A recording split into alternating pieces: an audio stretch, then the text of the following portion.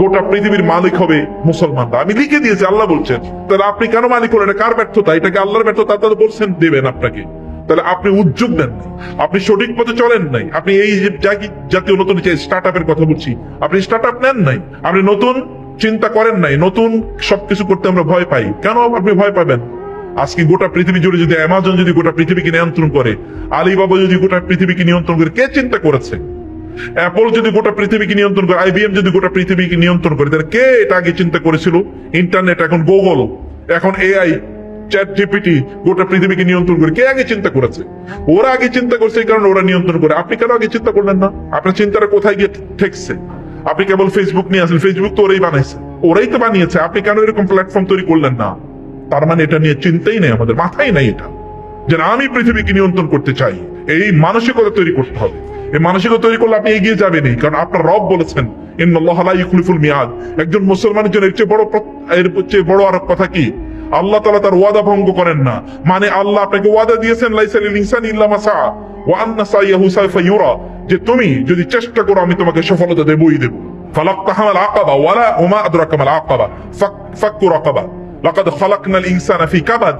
আমি মানুষকে সৃষ্টি করেছি এমন ভাবে ও চেষ্টা করলে সফল হবে। আমি মানুষকে সৃষ্টি করেছি এরকম ভাবে যে ও চেষ্টা করলেই সফল হবে। অর্থাৎ আপনাকে চেষ্টা করলে সফল হবে আল্লাহ বলে দিয়েছেন। আপনি কেন চেষ্টা করবেন না? আপনি মনে করছেন যে আপনি যে ফেসবুকে সময় দিচ্ছেন, আপনি হয় you are either purchaser, you are consumer, or you are product itself. আপনি হয় প্রোডাক্ট কিনতেছেন অথবা আপনি নিজেই প্রোডাক্ট হয়ে যাচ্ছেন। কিভাবে জানেন? আপনি যখন কারো ফেসবুকে যখন লাইক দিচ্ছেন, কমেন্ট করছেন, যখন আপনি কোন রিলস দেখছেন, ইউটিউবে ভিডিও দেখছেন, তখন কি আপনি আপনার নিজের বিক্রি করে দেন নাই? দিচ্ছেন কিনা?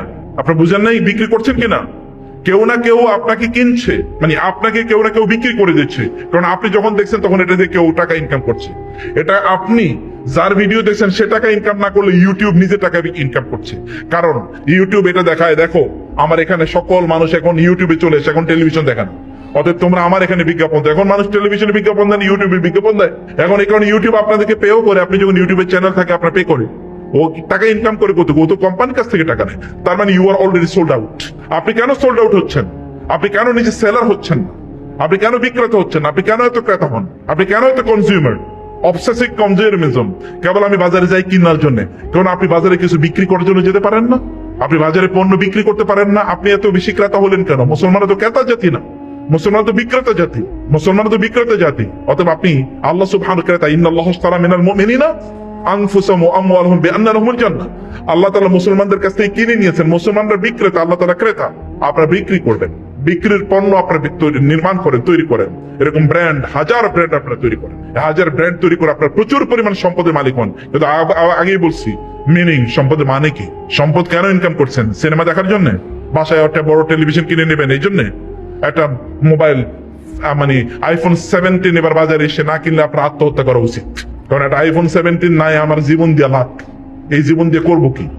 এরকম একটা ভাব তৈরি হয়েছে।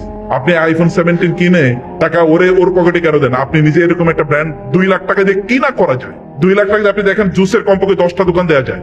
এখন 10-15-20 হাজার টাকা দিয়ে একটা জুসের দোকান দেওয়া যায়। একটা জুসের দোকান দিয়ে দেখেন না, একটা ভালো জায়গায় দিয়ে দেখেন আপনার ডেইলি কত ইনকাম হয়। ডেইলি কমপক্ষে 2,000 টাকা ইনকাম হবে। মাসে আপনার 60,000 টাকা ইনকাম হবে। আপনার মাসে 60,000 টাকা ইনকাম হবে। তাহলে আপনি সেটা কেন করবেন? আপনি এরকম ছোট করেন, আপনি কোন একটা টং দোকান বানিয়ে দেন একজনকে। মানে আপনি ফেরি করে বিক্রি করার জন্য 5টা এলাকা থেকে 5টা ছেলেকে নিয়ে আসেন, যে আমি তোমাকে ভ্যান কিনে দিলাম, তুমি ফেরি করে বিক্রি করো। প্রতিদিন যা লাভ হবে আমি তোমাকে ইনভেস্টমেন্ট দেবো, যা লাভ হবে তুমি আমাকে 50 দেবা, তুমি 50% নেবা। করতে পারেন। আইডিয়ার অভাব তো নাই। আপনি চিন্তা করে দেখেন, আইডিয়া আপনাকে দেবে। আর এখন তো এআই এর জিজ্ঞেস করলে ও নিজে কয়টা আইডিয়া আপনি দিয়ে দেবে, সমস্যা নাই। কিন্তু যেটা বলছি, আপনার নিজের মধ্যে এই কনসার্ন, আপনার মধ্যে অবশ্যই কনসার্ন থাকা দরকার। আচ্ছা, সময় আমি বেশি নিতে চাই না। আপনাদের তো নিশ্চয়ই প্রচন্ড ক্ষুধা লাগছে, তাই না? ক্ষুধার্ত মানুষরা তো সবসময় কি, hungry man is always an angry man.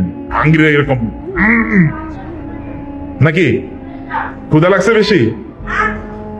অনেকে বলে না, কারণ তারা নিশ্চিত যে ক্ষুধা লাগছে, এখানে কিচ্ছু বলে না।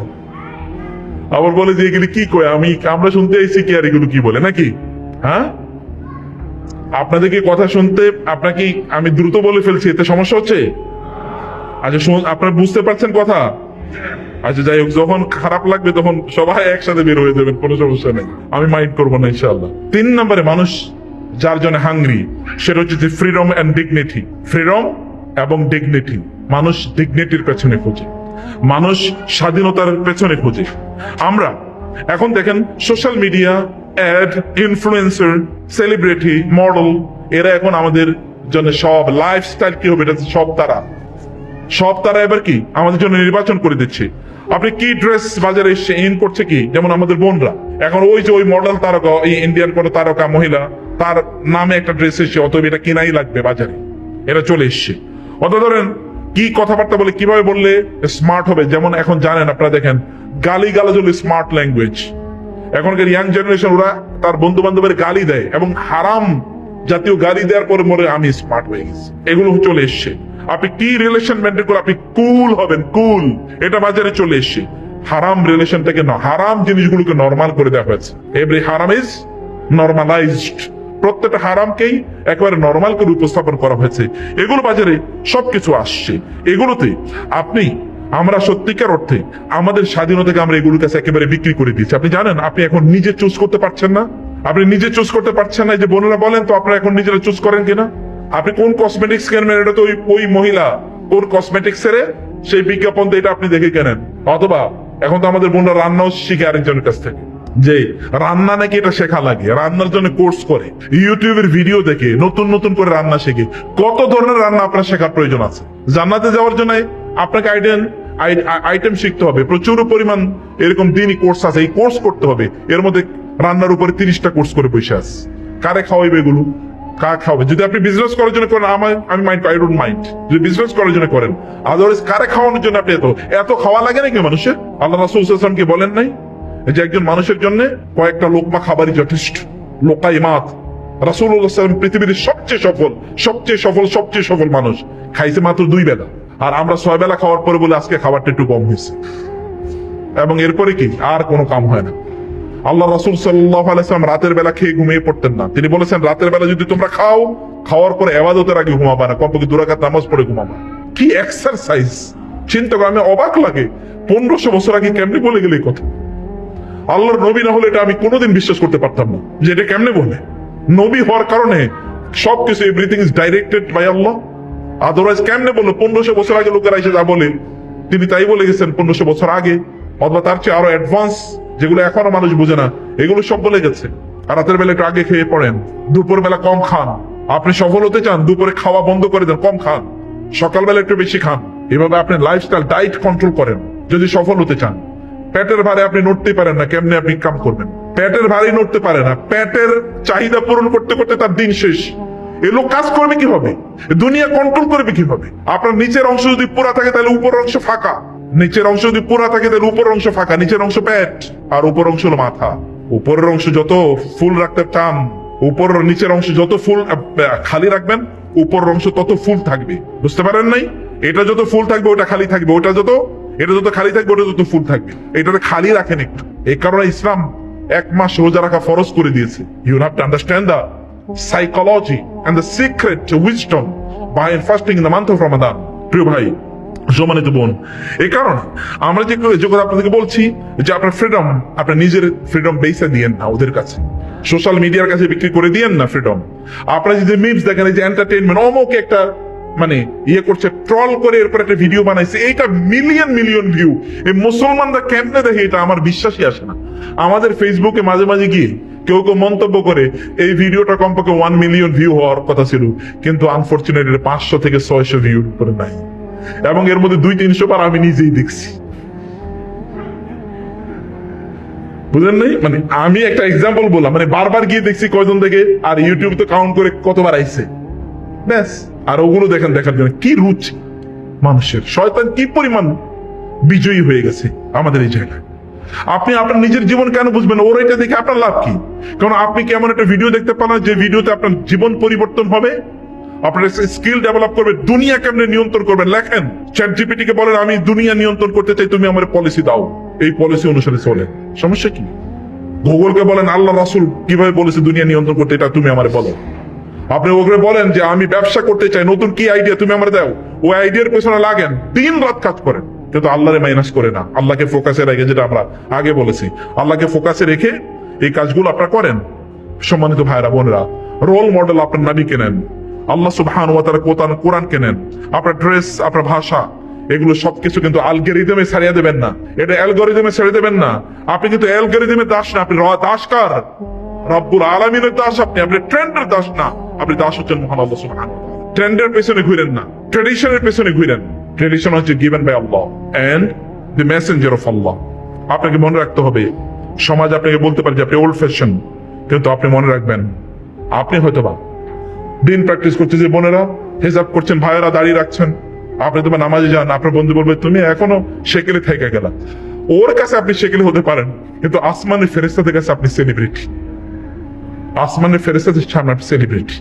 আসমানের ফেরেশতারা আপনার নাম গর্ব করে বলে, এবং আল্লাহ সুবহানাহু ওয়া তাআলা গর্ব করে ডেকে বলেন। আপনি জানেন না কেমন সেলিব্রিটি?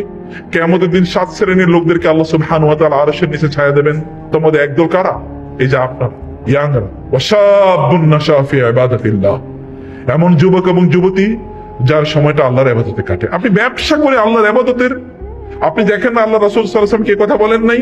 ব্যবসায়ীরা থাকবে নবী রাসূলদের সাথে জান্নাতে। নবী রাসূলরা কি জান্নাতুল একেবারে নিম্নের জান্নাতে থাকবে নাকি সর্বোচ্চ জান্নাতে থাকবে? তো ব্যবসায়ীরা সর্বোচ্চ জান্নাতে থাকবে নবী রাসূলদের সাথে। কারণ কি? কারণ ব্যবসায়ীরা অ্যাজ ইফ, আমি বলতাম যদি ব্যবসায়ীরা নবী না হতো, যদি ব্যবসায়ীরা ব্যবসায়ী না হতো তাহলে কমপক্ষে নবী হয়ে যেত তারা। ব্যবসায়ীরা যদি ব্যবসায়ী না হতো তাহলে নবী হতো তারা। কারণ নবীরা যেরকম মানবতার জন্য ব্যাপক পরিমাণ কাজ করে, ব্যবসায়ীরা এরকম করে। যেমন ধরেন আমার ব্যক্তিগত কথা বলি, আমি তো মানে ইন্টারনেট ছাড়া চলতে পারি না। এখন তো আমি দেখি যে ইন্টারনেট তো দেখি, মানে একটা এক্সাম্পল বলছি, আমি প্রচুর পরিমাণ আমাদের ইন্টারনেটে আমরা ওই যে কোর্স, বিভিন্ন ধরনের ক্লাস করাই, অনলাইনে ক্লাস করাই। তো এখন ইন্টারনেট ছাড়া আমি কেমনি করাবো এটা বলেন তো? যেই ব্যবসাটা শুরু করছে ও যদি সত্যি করতে মুসলমান হতো তাহলে তো নবীদের মতো কাজ করে ফেলছে। যে বেটা ইউটিউব বানাইছে, আপনি বলেন তো 1000 কোটি ইসলামিক টেলিভিশন নামে, ইসলামিক টেলিভিশন নাম দিয়ে চালাইলে যা হতো, একটা ইউটিউব তার চেয়ে বেশি করছে কিনা? আপনাদের এখানে অধিকাংশকে যদি জিজ্ঞেস করি আপনারা দিন শিখছেন থেকে, আপনি বলবেন অধিকাংশ ইউটিউবের ভিডিও দেখা। এরকম বলবেন না আপনারা? তো ইউটিউবের ভিডিও এটি কোনো মাদ্রাসার নাম নাকি? কিন্তু এটা মাদ্রাসার চেয়ে অনেক বড় মাদ্রাসা। তাহলে এই ইউটিউবের মালিক যদি সত্যি করতে যদি দিনদার হতো তাহলে ও জান্নাতুল ফেরদৌসে নবীদের সাথে থাকার কথা না? কথা তো।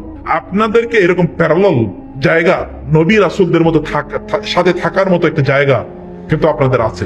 আমি সেই জায়গায় বলছি যে আপনারা আল্লাহ সুবহানাহু ওয়া তাআলা বান্দা আপনারা হয়ে গেলি কেবলমাত্র যেই, আমি কিন্তু 4টা মানে হাঙ্গারের কথা বলেছি। একটা হচ্ছে মিনিং, 2 নম্বর হচ্ছে বিলঙ্গিং, লাভ এন্ড বিলঙ্গিং, 3 নম্বর কি বলেছি? ফ্রিডম এন্ড ডিগনিটি, এবং 4 নম্বর যেটা বলছি তা হচ্ছে কন্ট্রিবিউশন, গ্রেটনেস এন্ড কন্ট্রিবিউশন। আপনি কি বড় কি করছেন সমাজের জন্য? আপনি কি করছেন? আপনি কোরআন ওই 8টি সূরা বাকারা ওই 8টি পড়েন নাই, যেখানে আল্লাহ সুবহানাহু ওয়া তাআলা বলছেন কুনতুম খায়রা উম্মাতিন উখরিজাত লিন-নাস, তোমরা শ্রেষ্ঠতম জাতি হতে পারবা যদি তোমরা মানুষের সেবা করো। শ্রেষ্ঠতম জাতি হতে পারবা কখন? যদি না মানুষের সেবা করো। আচ্ছা, আপনি অনেক বড় বিজনেস হন তাতে কোনো সমস্যা নেই, আপনি অনেক বড় ফেমাস ডাক্তার হন তাতে কোনো সমস্যা নেই, আপনি অনেক বড় স্কলার হন তাতে কোনো সমস্যা নেই, অনেক বড় ইনফ্লুয়েন্সার হন, অনেক বড় মডেল হন, আমার কথা কোনো সমস্যা নেই। যাই আপনি করতে চান, কিন্তু আপনি মনে রাখবেন আপনাকে সমাজের জন্য কাজ করতে হবে। এছাড়া আপনি কোনোদিন বড় হতে পারবেন না, শ্রেষ্ঠ হতে পারবেন না, আপনি সফল হতে পারবেন না। আপনার গ্রেটনেস ততটুকুই যতটুকু আপনি মানুষের জন্য করছেন। আপনার গ্রেটনেস ততটুকুই যতটুকু আপনি মানুষের জন্য করছেন, এবং আপনার গ্রেটনেস ততটুকুই যতটুকু আপনি মানবতার কল্যাণে ব্যয় করছেন। ওই ডাক্তারের চেয়ে উত্তম কে, যে দিনের তার সপ্তাহের একটা দিন গ্রামের মানুষের জন্য বরাদ্দ করে রেখেছে? ওই ইঞ্জিনিয়ার চেয়ে ভালো কে? ওই ইঞ্জিনিয়ার চেয়ে বড় কন্ট্রিবিউশন কার, যে বলেছে মসজিদের যত প্রজেক্ট আসবে আমি সব ফ্রি করে দেবো? আপনি ইঞ্জিনিয়ারকে কোথায় রাখতে চান? এই ইঞ্জিনিয়ারকে নিয়ে ফেরেশতা তো সেলিব্রেট করবে। আপনি ওই ব্যবসায়ীকে কোথায় রাখবেন, যে ব্যবসায়ী বলে যে আমার ব্যবসার প্রফিটের, এই যে আপনাদেরকে বলছি, আপনারা সিদ্ধান্ত নেন আপনার প্রফিটের 5 থেকে 10% আপনি আল্লাহর রাস্তায় দান করবেন, একেবারে মার্সিলেস কাট। প্রথম থেকে সিদ্ধান্ত নিয়েছেন, প্রথম থেকে করেন, কইরা দেখেন এরপরে কি হয়। আপনার রব বলেছেন মাসালুল্লাযিনা ইউনফিকুনা আমওয়ালাহুম ফি সাবিলিল্লাহি কামাসালি হাববাতিন আনবাতাত সাবআ সানাবিলা ফি কুল্লি সুমবুলাতিন মিয়াতু হাব্বা ওয়াল্লাহু ইউদাইফু লিমান ইয়াশা। যারা আল্লাহর রাস্তায় দান করে এদের অবস্থা হলো একটা বীজের মতো। একজন কৃষক একটা বীজ বপন করেছে জমিনে, ওই বীজ থেকে 7টা শীষ হয়, প্রত্যেকটা শীষে 100টা করে বীজ আছে। একটা বীজ থেকে সর্বশেষ কয়টা হলো? 700 বীজ হলো, একটা থেকে 700। এরা যারা আল্লাহর রাস্তায় দান করে তাদের উদাহরণ। সূরা বাকারা আল্লাহ তাআলা আরো বললেন, যে ব্যক্তি যারা আল্লাহর রাস্তায় দান করে তাদের উদাহরণ হলো ওই ব্যক্তির মতো যার একটা বড় বাগান আছে বা একটা ইন্ডাস্ট্রি আছে, যেমন একটা ইন্ডাস্ট্রি আছে, একটা বাগান আছে, বাগানটা টিলার উপর, এখানে প্রচুর পরিমাণ বৃষ্টি হয়। বৃষ্টি হওয়ার কারণে তার এই গাছগুলো, বাগানের গাছগুলো এত তরতাজা থাকে, এত শ্যামল থাকে, সবুজ থাকে, যেখানে ডাবল ফসল হয়। অন্যান্যদের যা হয় তাতে ডাবল হয়।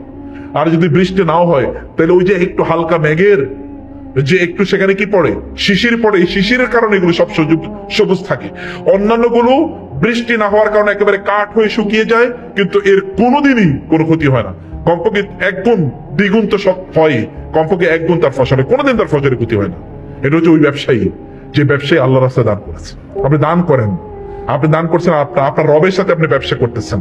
আপনি দেখবেন গোটা পৃথিবী জুড়ে যারা ব্যবসা করে, ওরা কিন্তু তাদের ব্যবসার একটা অংশ, যে বিল গেটস বলছে আমার সব আমি কি চ্যারিটি করে দেবো, ও দেখবেন কয়েকদিন পর পর বলে আমি $1 বিলিয়ন এই কারণে খরচ করবো। ও তো জানে আমি $1 বিলিয়ন খরচ করলে আমি $10 বিলিয়ন পাবো। ও তো জানে যে আমি বিজনেস করতে সমাজের সাথে। আপনি জানেন এটাকে যদি আমি একেবারে আল্লাহর সাথে বিজনেস নাও বলি, তাহলে সমাজের লোকেরা তো কি করবে?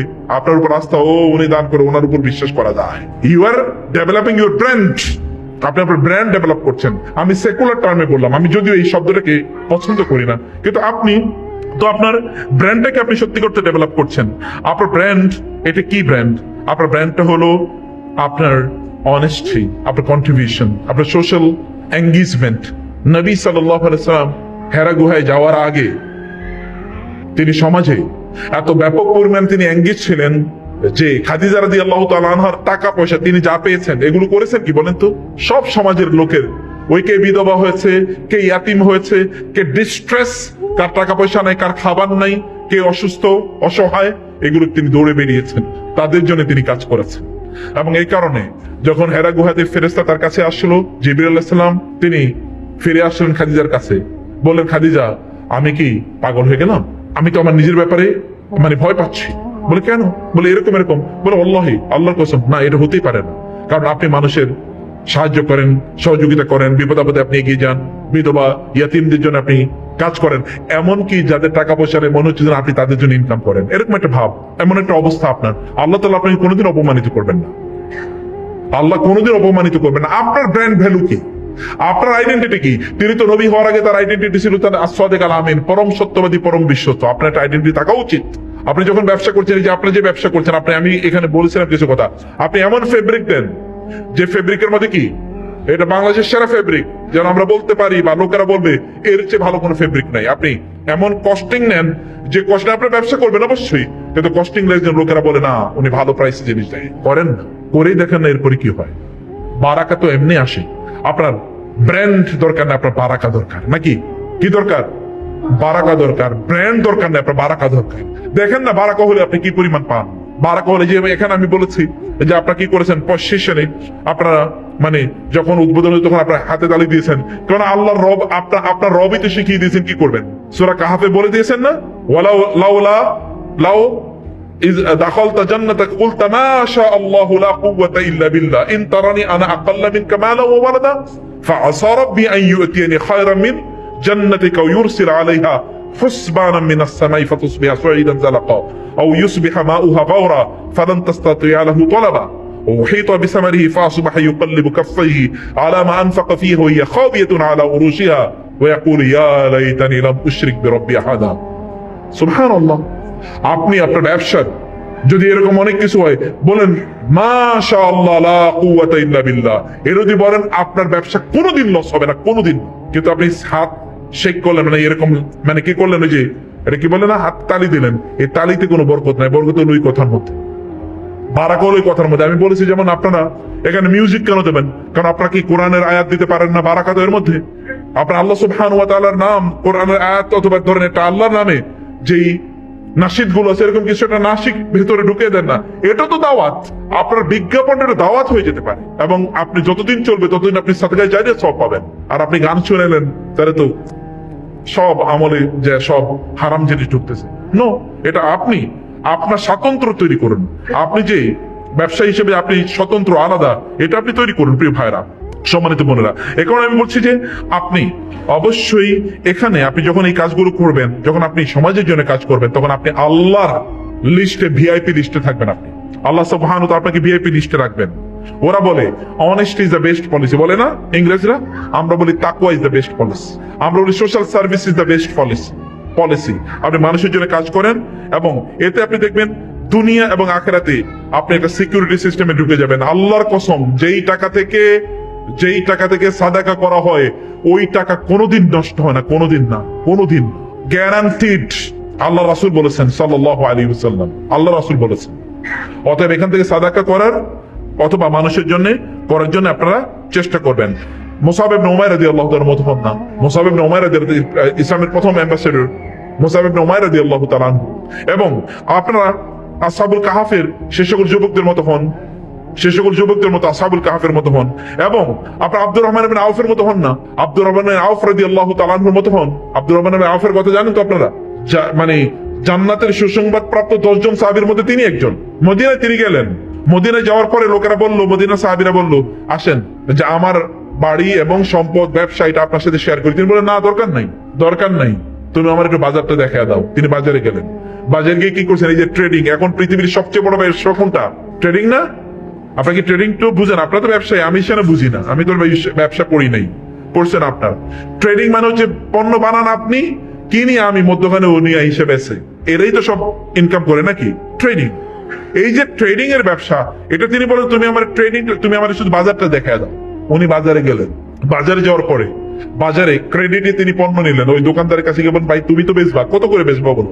বলে এত। বলে তুমি আমারে দাও, আমি তোমার এই দামই দেবো, কিন্তু আমি ফেরি করে বেচবো। উনি তার কাছ থেকে নিলেন, আর উনি তো খুশি, ঠিক আছে বেচা তো হবেই, আমি তো টাকা চাই, আমি তো বিক্রি চাই।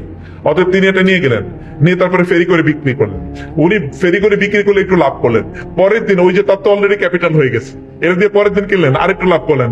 এরপরে তিনি মদিনার 1 নম্বর ধনী হয়ে গেছেন। আমরা বলি জিরো থেকে হিরো, জিরো থেকে you can become, there are examples zero থেকে হিরো। কিন্তু এফর্ট নিতে হবে, উদ্যোগ নিতে হবে, আপনাকে কাজ করতে হবে।